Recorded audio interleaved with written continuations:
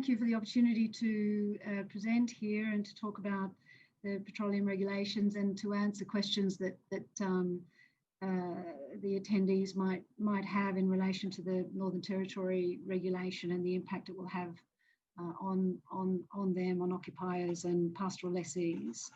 I'm really pleased that these regulations have actually been released so that we can actually have a look at them before the 1st of January 2021.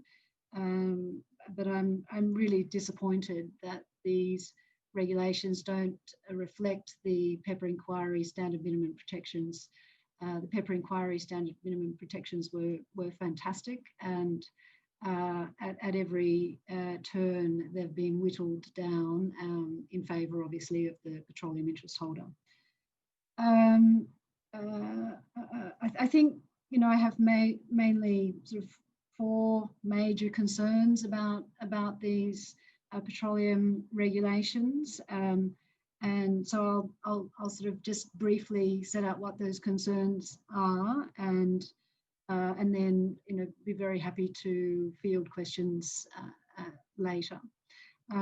The major issue for, obviously they primarily apply to the pastoral lessees, and I've been looking at them in that respect, that the native title holders have been expressly excluded from the application of these regulations, but obviously if a native title holder is also a pastoral lessee, then these regulations will apply.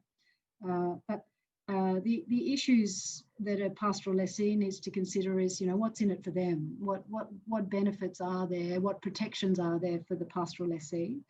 And so then we look at compensation. So the Act requires that compensation be paid for harm or damage, for deprivation of use and enjoyment, and for the devaluation of the pastoral lessee value.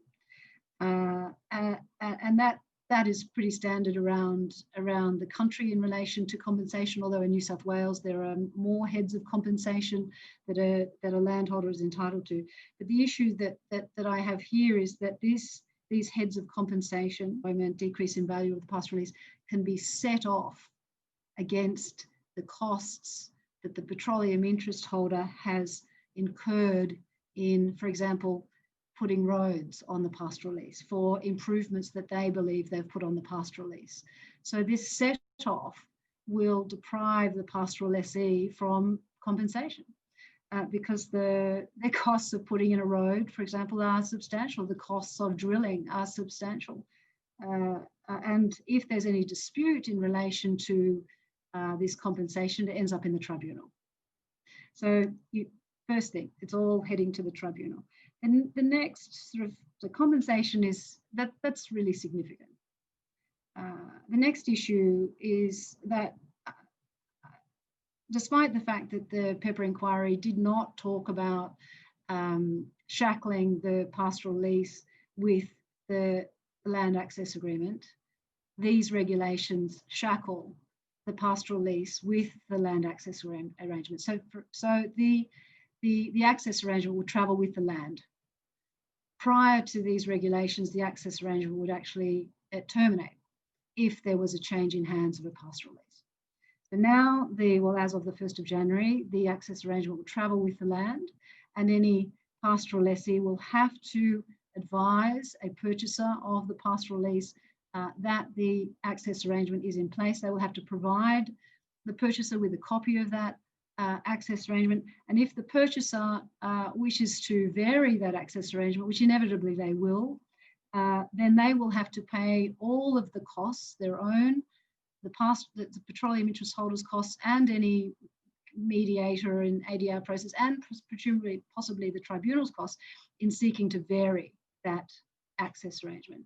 That is significant. And so there we have, just in that shackling, we have a potential significant devaluation of the value of the pastoral lease. And then that devaluation as damage will be set off against the costs that the petroleum interest holder has incurred in putting roads, for example, or drilling, etc., on the pastoral lease. So another, I would say, significant issue And then in relation to the actual costs of the pastoral lessee, so their costs, their legal costs, accounting costs, expert costs, are said to be payable by the petroleum interest holder. However, and as and when they fall due. However, if there's a dispute, if the petroleum interest holder disputes these costs, they have to go to the tribunal, and the tribunal determines what these costs will be. And in the tribunal, the petroleum interest holder can argue that these costs have been inflated by delay, by frustration, that they're unreasonable, and it's up to the tribunal to determine whether these costs should be payable by the petroleum interest holder or not. So there's the three major issues that I see for the pastoral lessees. And then we go to the standard minimum protections, which is sort of set out in Schedule 2 of the regulations, and they are just whittled with weasel words like reasonable and reasonably practicable and may.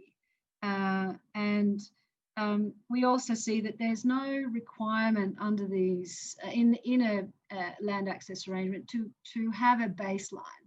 So without a baseline, there's no standard from which damage and harm and loss, etc., can be taken. So that I don't know why that was not considered to be an essential aspect of an access arrangement, but it's not. Then the next significant issue I have with the standard minimum protections is that there's no ability of a pastoral lessee to terminate the access arrangement. So if there is a breach, a significant breach, a material breach of the access arrangement, the pastoral lessee cannot terminate.